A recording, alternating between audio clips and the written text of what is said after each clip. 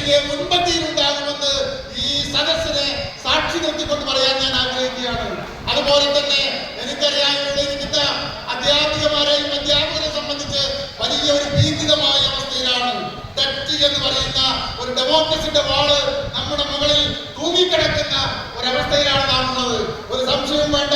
All India സംഘടനയായ all India primary teachers federation APST affiliation ഉള്ള all India primary teachers ഫെഡറേഷന്റെ ആഭിമുഖ്യത്തിൽ നമ്മൾ അതിനുവേണ്ടിയുള്ള സമരമാർഗത്തിലാണ്, നമ്മൾ അതിനുവേണ്ടിയുള്ള ഒരുക്കത്തിലാണ്. 6 കേസാണ് AIPTF കൊടുത്തത്. 6 കേസ്, 5 റിവിഷൻ പെറ്റീഷനും 1 റിട്ട് പെറ്റീഷനും. റിട്ട് പെറ്റീഷൻ കൊടുത്ത ഇന്ത്യയിലെ ഏക അധ്യാപക സംഘടനയെന്ന് ചോദിച്ചാൽ അത് all India primary teachers federation ആണ്. നമ്മൾ ഒരു കാരണവശാലും ഈ ടെറ്റുമായി ബന്ധപ്പെട്ട പ്രശ്നത്തിൽ നിന്ന് പിന്നോട്ട് പോകുന്ന പ്രശ്നമില്ല. നമുക്കറിയാം, നമ്മള് നവംബർ മാസം 24-ാം തീയതി ഡൽഹിയിലെ ജന്തർ മന്ദിറിൽ വലിയൊരു പ്രക്ഷോഭം നടത്തി, ഒരു ധർണ നടത്തി. ആ ധർണയ്ക്ക് നമുക്ക് അനുമതി 500 പേർക്ക്. അരിമാഷ് സംസാരിക്കും, പക്ഷെ അരിമാഷിന് സംസാരിക്കാൻ വയ്യാത്തത് കൊണ്ടാണ് ഞാനത് പറയുന്നത്. കാരണം അരിമാഷ് സംസാരിച്ചാൽ അതിന്റെ പ്രയാസം നമ്മുടെ കൂടി അനുഭവിക്കണമെന്നുകൊണ്ടാണ്. 500 പേർക്ക് BJP ഗവൺമെന്റ് പെർമിഷൻ തന്നത്. പക്ഷേ ആ ഹാളിലേക്ക് 10,000 കടന്നുകൂടി. അതിനു പുറമെ 10,000 ജന്തർ മന്ദിറിന്റെ 4 ഭാഗവും തടിച്ചുകൂടിയ ഒരു വലിയ സമരമാണ് 24-ാം തീയതി ജന്തർ മന്ദിറിൽ നടത്തിയത്. അതിന്റെ ഭാഗമായി കൊണ്ടാണ് പാർലമെന്റിൽ നമ്മുടെ പ്രിയപ്പെട്ട MP സാക്ഷ്യം വഹിച്ചത്. 4 എംപിമാര് പാർലമെന്റിൽ ഈ വിഷയം ഉന്നയിച്ചു. ഈ രീതിയിലാണ് കാര്യങ്ങൾ മുന്നോട്ട് പോകുന്നത്. അന്ന് ജന്തർ മന്ദിറിലെ സമരം കണ്ട്, ആ സമരം കണ്ട പത്രമാധ്യമങ്ങൾ റിപ്പോർട്ട് ചെയ്തത് ജന്തർ മന്ദിർ നാളിതുവരെ കണ്ടിട്ടില്ലാത്ത വലിയ ഒരു ജനപ്രവാഹത്തിനാണ് ഇന്ന് ഈ ജന്തർ മന്ദിർ സാക്ഷ്യം വഹിക്കുന്നത് എന്ന് പറഞ്ഞിട്ടുണ്ടെങ്കിൽ അത് APSTയെ കൂടി പോരാട്ടത്തിന്റെ ഫലമാണ് എന്ന് സൂചിപ്പിക്കാൻ ഞാൻ ആഗ്രഹിക്കുകയാണ്. നമ്മൾ ഒരു ഭാഗത്ത് കേസുമായി മുന്നോട്ട് പോകുന്നു, മറുഭാഗത്ത് സർക്കാരിനെ കൊണ്ട് അവർ 2017 കൊണ്ടുവന്ന അമെന്റ്മെന്റ് അത് മാറ്റിയെടുക്കാനുള്ള ശ്രമത്തിലാണ്.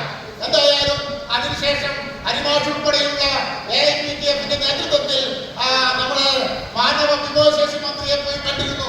കണ്ട് അദ്ദേഹത്തോട് കാര്യങ്ങൾ വിശദീകരിച്ചു. അദ്ദേഹം നമുക്ക് തന്നൊരു ഉറപ്പ്, ഈ വരുന്ന ബഡ്ജറ്റ് സമ്മേളനം അല്ലെ അരിമാഷ്, ഈ ബഡ്ജറ്റ് സമ്മേളനത്തിൽ മന്ത്രിസഭയുടെ അംഗീകാരത്തോടു കൂടി നിലവിലുള്ള അധ്യാപകരെ തെറ്റ് നേടുന്ന, അധിക യോഗ്യത നേടുന്ന ആ അവസ്ഥയിൽ നിന്ന് മാറ്റം വരുത്താനുള്ള ഒരു അമെന്റ്മെന്റ് കൊണ്ടുവരുന്ന കാര്യത്തിൽ ഞാൻ ഉണ്ടാകുമെന്ന് മന്ത്രി നമുക്ക് ഉറപ്പ് വന്നിട്ടുണ്ട്. എന്തായാലും അടുത്ത പാർലമെന്റ് യോഗം വരാൻ പോവുക. ആ പാർലമെന്റ് യോഗത്തിൽ ഈ വിഷയത്തെ കുറിച്ചുള്ള കൃത്യമായ ചർച്ചകൾ നടക്കും. പ്രിയപ്പെട്ട MK രാഘവൻ MP അവരോട് ഞങ്ങൾക്ക് അപേക്ഷിക്കാറുള്ളത്, ഞങ്ങളുടെ അധ്യാപകരെ സംബന്ധിച്ച് ഇപ്പൊ 30, 32, 35 വർഷത്തെ സർവീസിൽ അധ്യാപകരാ. വലിയ പ്രയാസം സാർ. പുതിയ കുട്ടികളെ പോലെ അന്ന് സർവീസിൽ കയറിയ അധ്യാപകർക്ക് ഇപ്പോഴത്തെ മനഃശാസ്ത്രവും മറ്റുള്ള കാര്യങ്ങളുമൊക്കെ പഠിച്ചെടുക്കുക എന്നത് വലിയ പ്രയാസമാണ്. അപ്പൊ അതുകൊണ്ട് സാർ അതിന് നേതൃത്വം കൊടുത്തുകൊണ്ട് ടെറ്റ് അധിക യോഗ്യത നേടാനുള്ള ഒരു അമെന്റ്മെന്റ് പാർലമെന്റിൽ വരുമ്പോൾ അതിനെ അംഗീകരിച്ചുകൊണ്ട് നമ്മുടെ ശബ്ദം പാർലമെന്റിൽ ഉയർത്താൻ അങ്ങുണ്ടാവണമേ എന്ന് APSTക്ക് വേണ്ടി ആവശ്യപ്പെടാൻ ഞാൻ ഉദ്ദേശിക്കുക. അത് മാത്രമല്ല, നമ്മളെല്ലാ MP-മാരെയും കാണാൻ ഉദ്ദേശിക്കുന്നുണ്ട്. എല്ലാ MP-മാരെയും പങ്കെടുപ്പിച്ചുകൊണ്ട് അടുത്ത ഫെബ്രുവരി 5-ാം തീയതി ഡൽഹിയിൽ വലിയൊരു പാർലമെന്റ് മാർച്ച് സംഘടിപ്പിച്ചിരിക്കുക. വലിയൊരു പാർലമെന്റ് മാർച്ച്.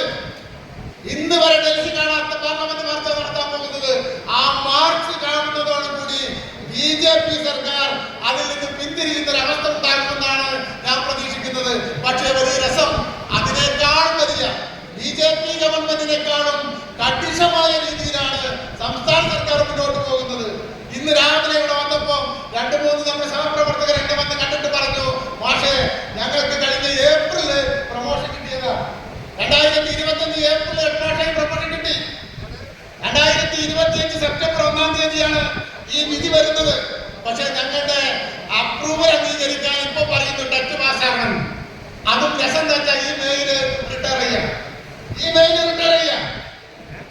സുപ്രീം കോടതി 2 ആനുകൂല്യം തന്നു. എന്താ ആനുകൂല്യം?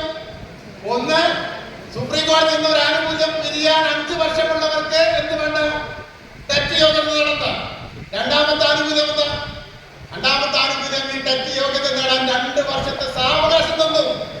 ഈ 2 വർഷത്തെ സാവകാശത്തിനിടയിൽ കടന്നു പോവുക, പിരിഞ്ഞു അധ്യാപകരുടെ അപ്രൂവൽ പോലും അംഗീകരിക്കാതെ പ്രൊമോഷനുകളും ഇൻക്രിമെന്റുകളും അതുപോലെ ഗ്രേഡ് പ്രൊമോഷനുകളും ഉൾപ്പെടെ തടയുന്ന ഈ ഗ്രാഹ്യമായ ഒരു അവസ്ഥ സൃഷ്ടിച്ച ഒരു ഗവൺമെന്റാണ് അധികാരത്തിലിരിക്കുന്നത് എന്ന ബോധം നമുക്ക് ഉണ്ടാവേണ്ടതുണ്ട്. അപ്പോഴാണ് കഴിഞ്ഞ ദിവസം രാപ്പകൽ സമരവുമായി കണ്ടത്.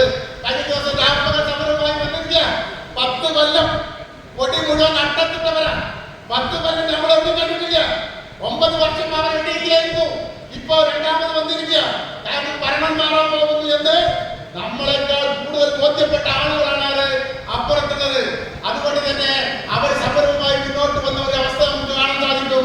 ഒരു കാര്യം നമ്മൾ മനസ്സിലാക്കണം, അത്തരക്കാരുടെ ആ വലയിൽ വീഴാതെ, അവരുടെ മോഹന വാഗ്ദാനങ്ങൾക്ക് മുന്നിൽ വീഴാതെ APSCയെ സംബന്ധിച്ച് ഭരണം മാറിയാലും UDF ആയാലും LDF ആയാലും ഏത് ഭരണമായാലും അധ്യാപകരുടെ ന്യായമായ ഡിമാൻഡുകൾക്ക് വേണ്ടി എക്കാലത്തും സമരം ചെയ്തിട്ടുള്ള പോരാടിയിട്ടുള്ള പ്രസ്ഥാനമാണ് APSCയെ.